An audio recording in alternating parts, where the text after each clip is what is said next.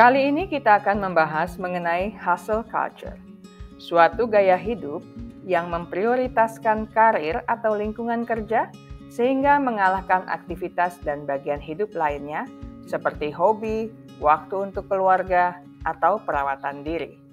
Saya akan menjelaskan topik ini ke dalam 2 video.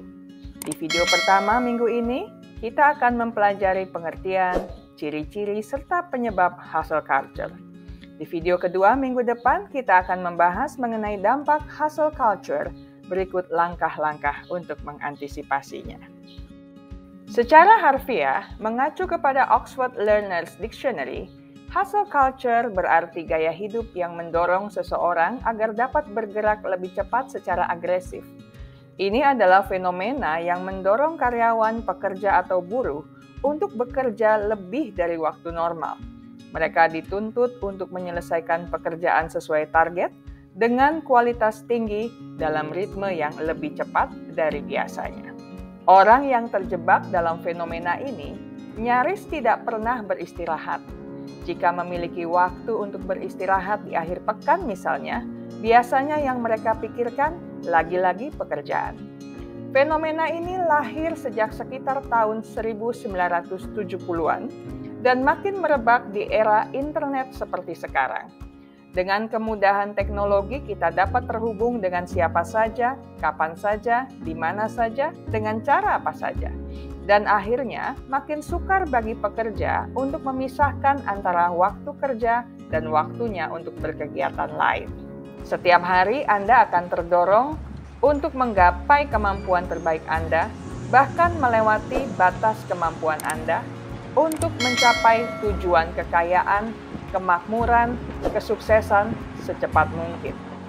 Ada tekanan terus-menerus untuk bekerja lebih banyak dan lebih sibuk dari yang lain, sehingga Anda tidak mempunyai kehidupan pribadi, tidak ada waktu untuk bersantai atau bersenang-senang. Berikut ciri-ciri hustle culture. Selalu memikirkan kerja dan tidak punya waktu santai, merasa bersalah ketika beristirahat, memikirkan target yang tidak realistis, sering mengalami kelelahan kerja, tidak puas dengan hasil kerja. Apa saja penyebab hustle culture? Pertama, pola pikir banyak kerja, banyak uang. Di masa lalu merebak pola pikir lebih banyak bekerja, lebih banyak uang yang dihasilkan. Kurang kerja keras, kena libas.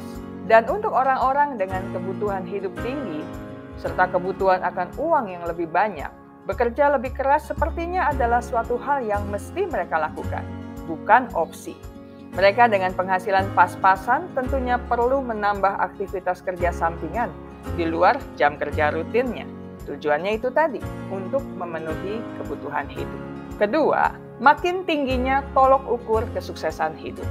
Banyak orang menilai bahwa tolok ukur kesuksesan hidup adalah jabatan tinggi, hidup mapan dan terpandang di mata masyarakat. Siapa yang berhasil membeli aset di usia muda akan menjadi patokan bagi orang-orang di sekelilingnya.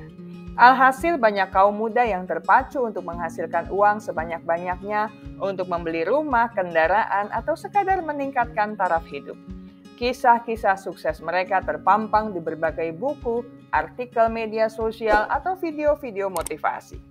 Tak heran jika fenomena ini berkembang kian pesat dan kerja lembur hingga puluhan jam sebulan dianggap baik-baik dan biasa-biasa saja. Ketiga, pembiasaan kesibukan luar biasa dari masa kecil.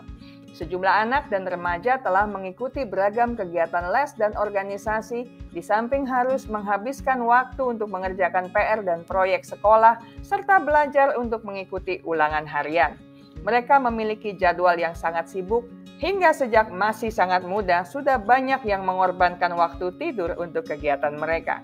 Dilanjutkan dengan kegiatan semasa kuliah dengan beragam organisasi kampus dan aktivitas di luar kampus untuk magang, bekerja sambil berkuliah, dan bersosialisasi untuk memperluas jaringan, memperkaya pengalaman, dan menambah pengetahuan demi kesuksesan masa depan. Keempat, kemajuan teknologi. Smartphone tidak hanya berfungsi untuk berkomunikasi, melainkan sarana untuk bekerja juga. Kita bisa dengan mudah mengirim dan membalas email, menyusun presentasi, melakukan video call dengan atasan atau klien, hingga mengadakan diskusi antar anggota tim kapan saja dan di mana saja. Kemudahan dalam menjalankan urusan kerja mendorong sejumlah orang untuk bekerja sepanjang waktu tanpa mempedulikan kesejahteraan dirinya sendiri. Kelima, fenomena toxic positivity. Toxic positivity bisa diartikan sebagai dorongan untuk tetap berasumsi positif meski sedang mengalami situasi tertekan, dan biasanya disampaikan oleh orang-orang terdekat kita, bahkan oleh diri kita sendiri. Jadi jangan heran ketika kita sedang merasa lelah karena pekerjaan yang bertumpuk-tumpuk, malah ada komentar seperti ini. Ayo dong, jangan menyerah. Usaha lebih keras lagi dong. Kamu pasti bisa. Ayo kerja lagi. Masa gitu aja capek? Kapan suksesnya? Memang sih, akhirnya sejumlah orang bisa memaksakan diri untuk tetap tegar. Tetapi setelah itu ambruk. Kesehatan mentalnya terganggu. Saya selesai sampai di sini. Kita akan lanjutkan di minggu mendatang dengan dampak dan langkah-langkah penting untuk mengantisipasi hustle culture. Ingat baik-baik, kesehatan mental Anda sangat berharga. Jagalah, pertahankanlah dengan sekuat tenaga.